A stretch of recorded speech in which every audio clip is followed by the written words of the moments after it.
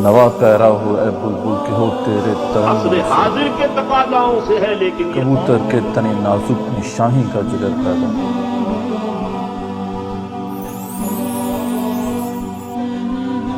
السلام علیکم ورحمۃ اللہ وبرکاتہ. ناظرین خوش آمدید اگین.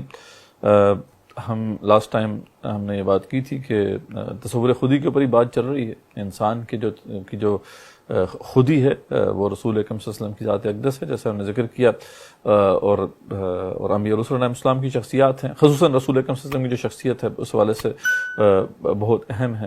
اس کو مختلف ایسپیکٹس ہیں ان کے جو ہمارے مد نظر رہنے چاہیے اگر ہم اقبال کا تصور خودی سمجھنا چاہتے ہیں. تو ایک بات جو ہم نے رسول اکرم صلی اللہ علیہ وسلم کے توسط سے ہی سمجھی تھی وہ یہ کہ جب رسول اکرم صلی اللہ علیہ وسلم کے لیے یہ کائنات بنائی گئی ہے تو یہ ایک طرح سے یہ بھی کہا جا سکتا ہے کہ انسانیت کے لیے یہ کائنات بنائی گئی ہے، کیونکہ رسول اکرم صلی اللہ علیہ وسلم انسانیت کی معراج ہیں اور وہ بنی نوع انسان کے نمائندے ہیں. تو اس لیے اب جب جو بھی شخص ان صفات کا حامل ہو یا ان کے قریب تر ہو تو بہرحال وہ انسان کہلانے کا حقدار ہے اور یہ کائنات اسی کی میراث ہے. تو یہ بات ہم نے جو ہے لاسٹ ایپیسوڈ میں پیش کی تھی. اب آج جو ہم نے نقطہ سمجھنا ہے وہ بہت اتنا آسان نہیں ہے اس کو پیش کرنا یا اس کو سمجھنا. کوشش کرتے ہیں تاکہ یہ بات بھی سمجھ میں آ سکے. مجبوری یہ ہے ہماری کہ علامہ اقبال اس تصور کو بار بار اپنے کلام میں اس کا ذکر کرتے ہیں، اس لیے اس کو سمجھانا بھی بڑا ضروری ہے، لیکن اس کو سمجھانے کے حوالے سے بڑی احتیاط ہے جو کہ ہمیں کرنی ہے. بہرحال بعض لوگوں نے اسی باریک جو یہ تصور ہے، لطیف تصور ہے، اس کو صحیح طرح نہیں سمجھا، اس لیے علامہ اقبال پہ بہت سے پھر اعتراضات بھی ہوتے ہیں اس تصور کے حوالے سے. اب وہ کیا ہے؟ تو کوشش کرتے ہیں کہ اس میں کوئی بات آگے پیچھے نہ ہو اور جو بات ہے جس طرح علامہ اقبال نے بیان کی ہے وہ اس طریقے سے ہمارے سامنے آ جائے. وہ یہ ہے کہ اور اس کی بنیاد بھی ایک روایت ہے. بہرحال اگین وہ روایت جو ہے اس کی سند تو جو ہے کوئی اتنی اچھی نہیں ہے، لیکن کیونکہ وہ بات ٹھیک ہے اور وہ قرآن کی دیگر آیات سے بھی اس کی تصدیق ہوتی ہے. وہ یہی ہے کہ اللہ تعالیٰ نے یہ فرمایا کہ یہ حدیث قدسی ایک طرح سے کہا جاتا ہے کہ اللہ تعالیٰ نے فرمایا کہ میں ایک چھپا ہوا خزانہ تھا اور میں نے چاہا کہ میں پہچانا جاؤں تو میں نے انسان کو تخلیق کیا. تو یہ بڑی ایک جسے کہتے ہیں نا کہ مرکزی وہ حدیث ہے یا روایت ہے جس کے اوپر پھر پورا تصور کھڑا ہوتا ہے. تصور کا بھی تصور کے مختلف تصورات جو ہیں اس کا جو مرکزی تصور ہے وہ ہم جانتے ہیں. بڑا مشہور وہ قول ہے کہ من عرف نفسہ فقد عرف ربہ، کہ جس نے اپنے نفس کو پہچان لیا اس نے رب کو پہچان لیا.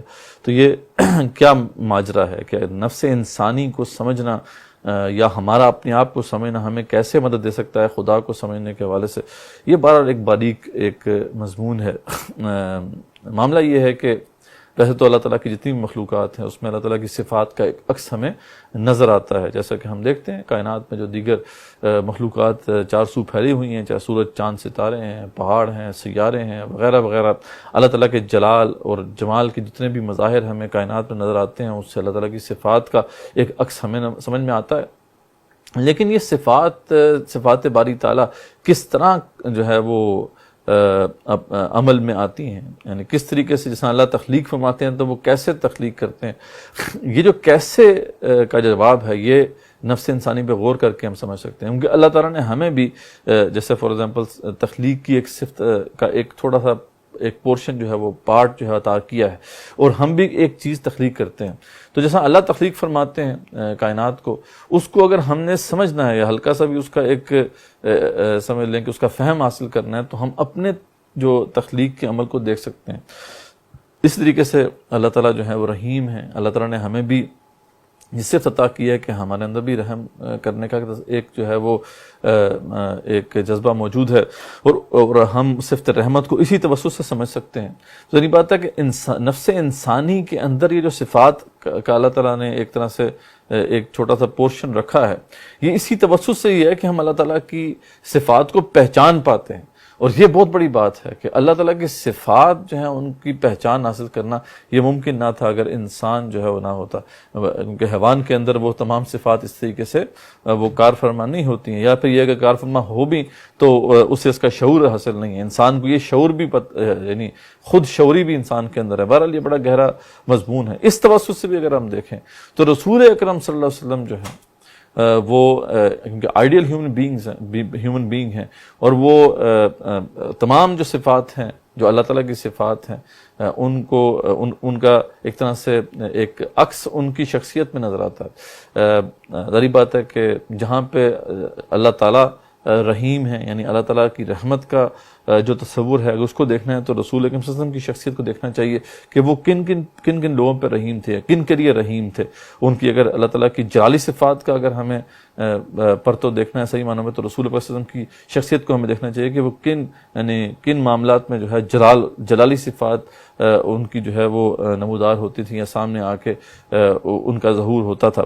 کہنے کا مقصد یہ ہے کہ رسول اکرم صلی اللہ علیہ وسلم کی شخصیت کیونکہ پرفیکٹ شخصیت ہے، باقی جو انسان ہیں وہ اپنی فطرت سے ہٹ جاتے ہیں، وہ اپنی فطرت سے گر جاتے ہیں، تو ان کو تو دیکھ کر اللہ تعالیٰ کی صفات کا جو ہے وہ عکس ہم نہیں سمجھ سکتے۔ اس گاڑے مضمون کو اللہ تعالیٰ نے سورہ بقرہ کی آیت میں بیان فرمایا ہے کہ اعوذ باللہ من الشیطان الرجیم، صبغۃ اللہ، اللہ کا جو رنگ ہے وہ تم اختیار کرو، ومن احسن من اللہ صبغہ، اور اللہ تعالیٰ سے اچھا رنگ کس کا ہوگا، وَنَحْنُ لَهُ عَابِدُونَ، اور ہم تو اسی کی بات کرنے والے ہیں۔ تو اللہ کا رنگ، اللہ خود فرماتے ہیں کہ تم اللہ کا رنگ اپنے اوپر چڑھاؤ، یعنی اللہ تعالیٰ کی صفات جو ہیں، ایک اور حدیث میں آتا ہے کہ جو صفات ہیں 99 صفات جن کا ذکر آتا ہے، جو ان کو محفوظ کرے گا اپنی شخصیت میں، یعنی ان کو یاد کرے گا وہ کامیاب ہوگا۔ تو وہ صفات جو ہیں ہمیں اپنے اندر جو ہے پیدا کرنی ہے، وہ جو جیسے اقبال کہتے ہیں بندہ مولا صفات یا خدائی صفات رکھنے والا شخص ہے۔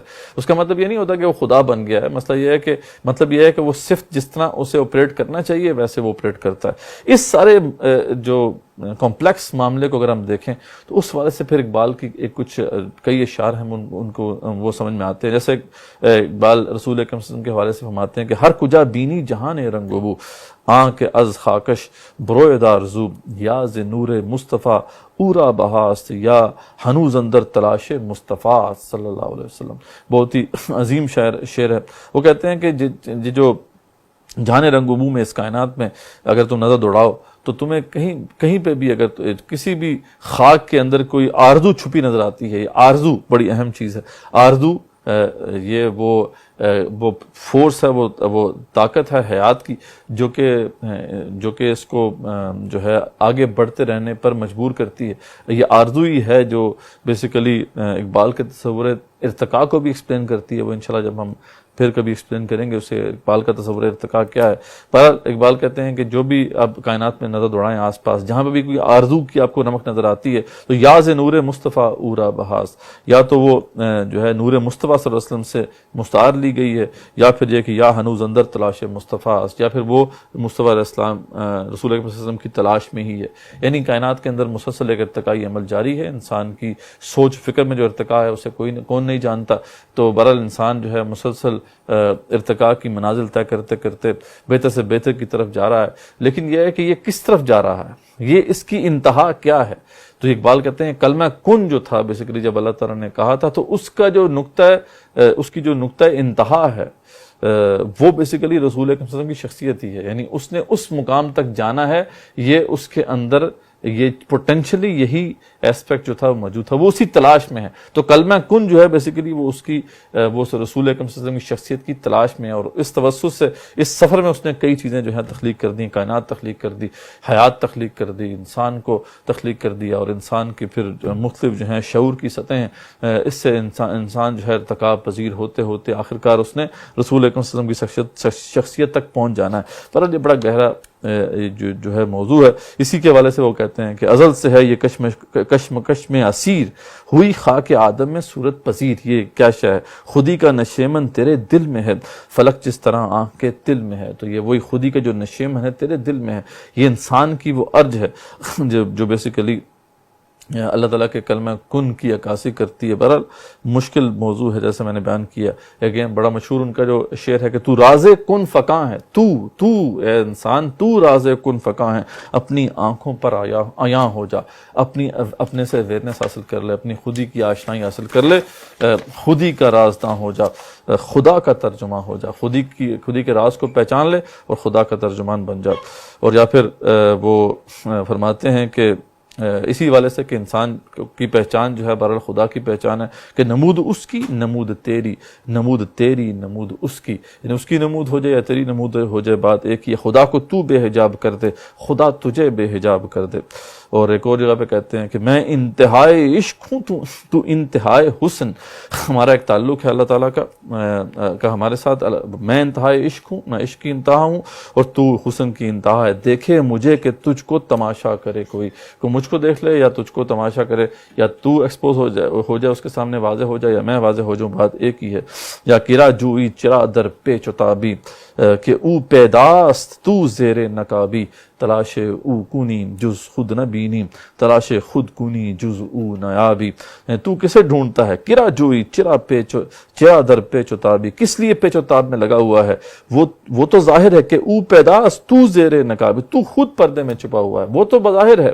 تو تلاش او کنی اسے تلاش کرے گا تو اپنے سوا کچھ نہ پائے گا. تلاش او کنی جز خود نہ بینی، تلاش خود کنی جز او نیابی. تو اور اسی پہ میں ختم کرتا ہوں بہرحال اس شعر پہ کہ آیا ہے کائنات کا معنی دیریاب تو، نکلے تیری تلاش میں کاف لہائے رنگ و بو. یہ جو کاف لہائے رنگ و بو نکلے اللہ کے کلمہ کن سے، جیسے کہ ایک ریس ہوتی ہے، ایک جو ہے وہ بندوق چلانے والا جب ریس کا آغاز کرتا ہے، اس طریقے سے کاف لہائے رنگ و بو کا آغاز ہوا تھا جب اللہ نے کلمہ کن کہا تھا. لیکن وہ سب کے سب جو ہیں تیری تلاش میں، جدھر تو مل گیا، جہاں پہ یہ سارے قافلے ملیں گے، جس پڑاؤ پہ وہ تو ہے. بڑی خوبصورت بات ہے بہرحال، لیکن بڑی گہری بات ہے. کوشش کی ہے کہ آپ کے سامنے اس کی کچھ عکاسی کر سکیں. بہرحال جیسے جیسے ہم آگے کلام اقبال کی تشریح بیان کریں گے تو یہ بات مزید واضح ہوتی جائے گی. یہاں پہ ختم کرتے ہیں. جزاک اللہ خیر.